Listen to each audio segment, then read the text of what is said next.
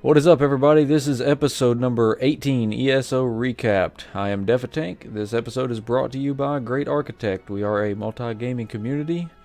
And to get started on this episode, we're going to be covering patch 1.0.3, patch 1.0.4. We're also going to look at the Ask Us Anything from Cyrodiil. Craglorn. AuA Craglorn.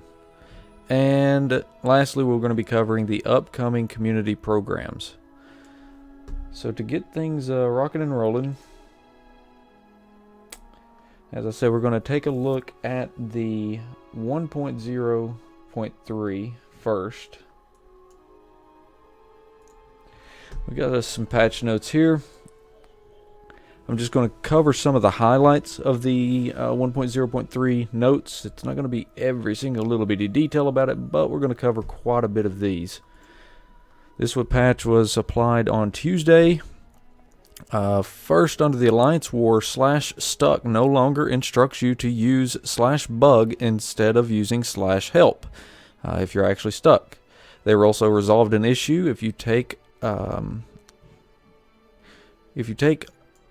all the resources around a keep. Sometimes that was causing an issue for the actual visual to not apply properly, so they fixed that issue so that the icons actually update appropriately. I know that I'd seen that one, so it's good to see that fixed. Also, you will now generate ultimate against battle leveled players, so apparently there's some issues there with the ultimate being generated. Under combat and gameplay, Silver Bolt rank 2 can now be re-added to your skill bar if it gets removed. They also fixed an issue with the Ranger's Gate set bonus. It no longer gives you excessive stamina recovery.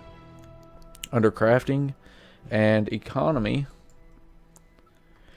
looks like you're no longer going to accidentally deconstruct your equipped helmet. I'd never seen that happen, but apparently that had happened to a few people. The sell value of food has been reduced so that it's more in line with other crafting skills, or crafted items, I should say. And I know that for a fact that was really, really high. Dark Anchors. You're no longer going to get stuck if all the cultists are killed as soon as they spawn. Under dungeons, you got banished cells. After killing Cell Haunter and the other monsters, Keeper Eridol will no longer remain trapped. Also, in banished cells, they fixed an issue in the final boss room where the boss would not spawn if you were on the quest but not in the right step. Under some miscellaneous items, if you try to log into the game or get started playing before you patch, then you're going to get an error pop-up screen instead of it basically sitting there just churning. It tells you that you need to exit the game and patch. Basically, the updater will do that automatically. On zone fixes, this is pretty much the rest down through here. Is a lot of quest and interactable items that have been fixed. Basically just ZeniMax continuing to look at multiple zones. As you can see, there's a lot down through here. Finding, broken quest or interactable items that are not working properly. They fixed a lot of stuff continuing with 1.03. In 1.0.4, it was a patch that was applied on Friday. This was a small but very needed patch that they put out. A couple things that we want to hit on here. First, if some people was seeing that they was losing bank slots and items in those bank slots, that has been fixed. So you're no longer going to be losing bank slot items and the actual slots themselves or the items in them. But if you did lose slots or items, you're not going to get those items returned to you naturally. So if there's an issue, you need to contact support and let them know that you had purchased items or purchased slots beforehand, and ZeniMax should be able to reimburse you those slots. Hey, Defa, can I embellish on that? Yeah. I just got an email about a few hours ago about that, saying they've got the patch worked out. I think it's the patch that's coming this Tuesday. With that being said, like you said, they're not going to be refunding the items that you lost, but they're just to keep it easy. They're going to probably give you some gold for it. That way you can buy back anything you might have needed. If there's anything special that you lost, you would want to open up a ticket with them. And I think you're going to need a ticket to open up a ticket anyway because they'll fix the bug, but you're still going to need to contact them so they can reinstate your bank slots, if I'm not mistaken. Yep. Yeah, basically anything that was of high importance, open up a ticket with ZOS, let them know what happened, and they'll work with you and find out exactly what the problem was. So they're definitely addressing these things. I would assume that the reason they don't reimburse these things is because of duplication items or whatever. But again, that's just assumptions. We're not even going to go into that. But bottom line, if you have problems, contact ZOS. They will get it resolved. Let's look at the guild invites. This was another thing. A lot of people that have been complaining about latency, high latency, long load screens, delayed chat with guild. They're addressing and have addressed some issues with what appears to be related with guild invites. Whenever you're inviting people to your guild, it's causing delay in social systems, guild chat, player-to-player chat, long loading times. So that's something that we're definitely seeing, and ZOS is continuing to look into that. So patch 1.0.4 this past Friday did address some of that, and I know it has been a little bit better than it was. The UI, they have changed the functionality of auto stacking in your guild banks. You will no longer have to stack. You will have to stack items in your inventory before placing them into the bank. So there is no auto stacking once you put something into the bank. You have to stack it in your inventory first, then put it into the bank. That needs to be adjusted. Yeah, I don't know why they're going with that, but that's where they're at with it. That's pretty much what it was at to begin with. Yeah, it is. There's no change. Going into the Ask Us Anything, Craglorn. We got some additional information, and a couple of things that I'd said on the last episode is incorrect, so I want to cover that in this as well. There's some really good information here for the Ask Us Anything, Craglorn. First, are all the new zones going to be tailored towards groups? Their reply back is the plan is to make sure we introduce a large variety of activities and types of content in the future. You shouldn't expect every new zone we release to be an adventure zone at all. So it lets us know that they're going to expand, other little questing zones, things like that are not going to be adventure zones. Do you only get rewards if you are at the very top of the leaderboards? No. There are rewards you're eligible for on a weekly basis, regardless of whether your group makes it to the leaderboards, and there are also normal loot drops in trials and other unique gear you can obtain in Craglorn. Think of the leaderboards as a reward, as a little something extra for doing well. Everyone else will still be able to obtain the gear they want through Craglorn and the trials. Do you have to beat the timer in trials? You only need to worry about the timer if you want to be on top of the leaderboards, bottom line. Will there be any new motifs? No. There will not be any new motifs in Craglorn, but there are some great items that you can get for your efforts there. What about the estimated length to complete the Craglorn trials? 30 minutes to 1 hour and 30 minutes is what they're estimating. Holy crap. What about separate instances for each alliance? Will we see all three alliances together or whatnot? Basically, Craglorn will function in a manner similar to Cold Harbor, how it works right now. Each alliance will go into its own identical version. So EP with EP, DC with DC, AD with AD. It's not going to be mixed together.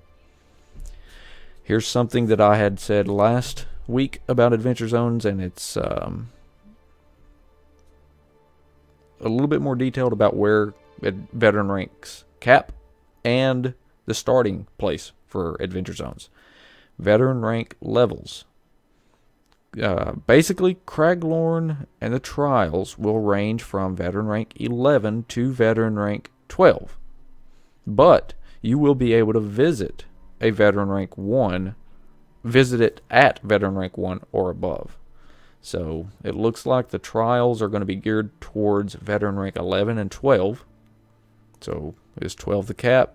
Possibly. It kind of sounds like it.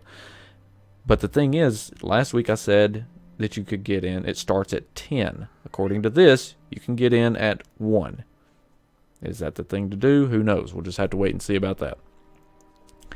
What about the resurrection limit? Right now it's set to 60. That's still being internally tested for balance and to see, what they need to do. But right now it's set to 60. And like I said, it still is being tested. What was that, Duffel? What's being set to 60? The resurrection limit. So whenever you start resurrecting, you die and you need to use a resurrection. That counts against your timer. It starts at 60 and starts counting down. Once you use up all 60 of the resurrections, you fail the trial. Holy crap. But like I said, it's being tested and they're still working on it. How do you access trials? Trials can be accessed by either a physical entrance or by using the group finder to assemble a team. You could potentially go into one solo, but the first group of monsters you encountered would wipe the floor with you. Are adventure zones instanced to your group? An adventure zone is a large area where you can explore and meet other groups along the way. The overland terrain is not instanced. However, much of the content you'll find in Craglorn, like delves and points of interest, are instanced to your group. So we're definitely going to see multiple people, multiple groups going around exploring Craglorn. But when you start getting into these delves and the trials and things like that, that is where you're going to be instanced with your little party. That's going to cover the... hey, I just got a notification that Twitch just resolved some issues. So good. I'm glad to see it was not on my end. Moving forward, though, that's going to be the AuA for Craglorn. I want to go ahead and cover Craglorn's new site. And this is a pretty neat little site that ZeniMax has put together here for Craglorn itself. You can go in and watch the video that you seen playing last week. It's got some information about Craglorn, and as you scroll down, things will kind of spawn in. It's a bunch of information, that I've covered already, but it's a pretty neat little page that they have with some facts about Craglorn and what you can find inside of there as well. Got some media that you can find, and then also your Elder Scrolls Online. Go ahead and purchase if you've not done so. Got a plug where you can plug. Last thing we're going to cover in episode number 18 is going to be the upcoming community programs. And I wanted to hit on these quite a bit because this is a new post that came out on the 16th at what ZeniMax is going to be doing in the future. They got some key points here. As you can see listed, you got guild features, lore and exploration, Battlemaster's Corner, stories from the battlefield, the view from Tamriel. So these are some new headings that ZeniMax is working on to get everybody involved. First thing, you've got guild features. You can go over to the forums at forums.elderscrollsonline.com. There is a post in there from Gina Bruno that it's called the Guild Spotlight. And if you're a guild leader, go ahead and fill out that series of questions there. Get a picture of your guild together. Go ahead and submit it to ZeniMax, and they're going to be picking a guild or guilds. Who knows how many they're going to pick, and they're going to shed some light on these guilds based on how they answer their questions and whatever else they base it off of. But that's pretty neat to see. They're trying to shed some light on some of these guilds. So if you want to be featured in that, get your guild name out there. Go ahead and get those questions filled out. Next is lore exploration. ZeniMax is interested in about what you want to know about the lore. Go ahead and send some questions to them about the details of the game and what you really want to know about. They're going to try to feature some of this stuff in lore exploration in the future. Battlemaster's Corner. What's your favorite build? What do you use it for? Give ZeniMax the details and share your combat tactics with the community. What they want you to do is send your skill loadout to ZeniMax, and don't forget to include a description of what makes your build shine. So, how do you use your build and what's the purpose behind it? So they're going to be taking, some of your guys' builds and how you play your character, featuring it possibly up on the site somewhere.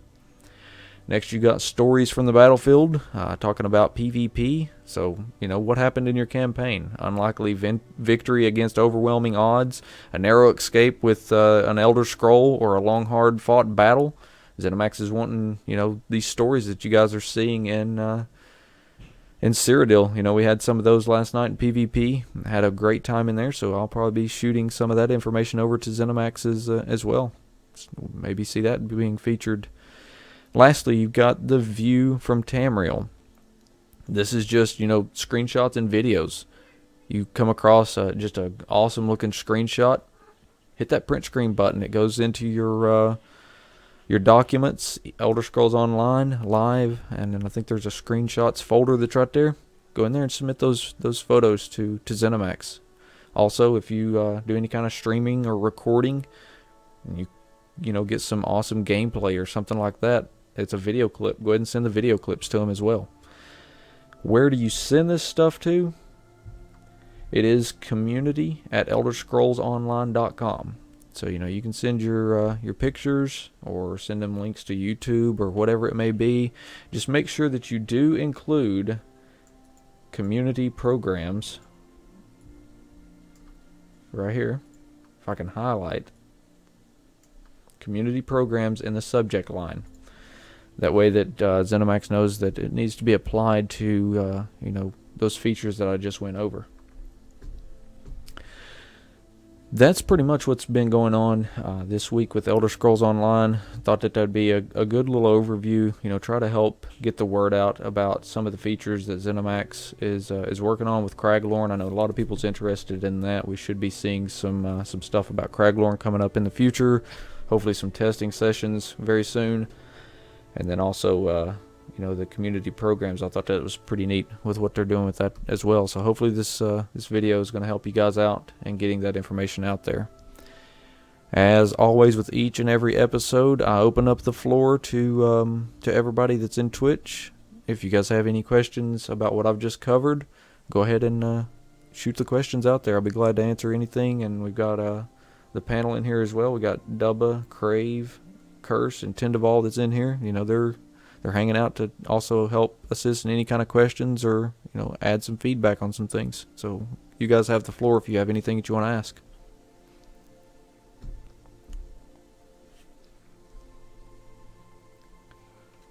Hey, okay, 1 second. My dog just started barking kind of crazy. All right. Dubba, Crave, Curse, you guys have anything that you want to add into the episode?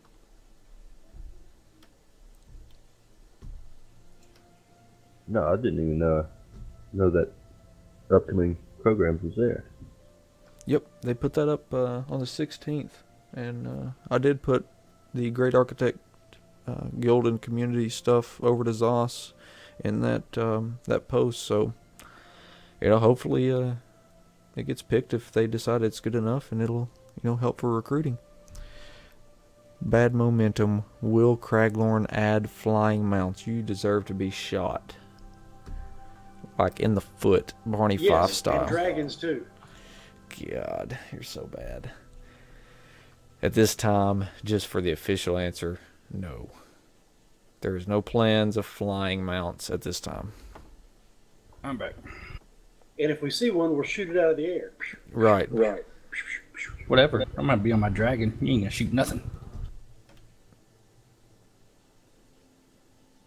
You're fired. Alright, I think that's probably going to wrap it up for episode number 18. Normally there's some questions that come flying in by now. If anybody has any thoughts or input about what we covered, I'm going to go ahead and get this episode closed out. I'm going to attempt to get the stream back up. I know that Twitch was having some issues. They just sent out a post to everybody that apparently there was some kind of a problem with streams going live. So Sorry about the delay for those that was watching the live stream. It was about a 30-minute delay tonight, but still, all Twitch's fault. it is Twitch's fault, not mine. I do appreciate everybody hanging out, though, and the panel being in here to help answer any kind of questions. So, again, we'll see what comes up for next week, and we'll play it by ear for the next episode. Y'all have a good night, and like I said, stay tuned. Live stream will be back up. We're going to do some dungeons.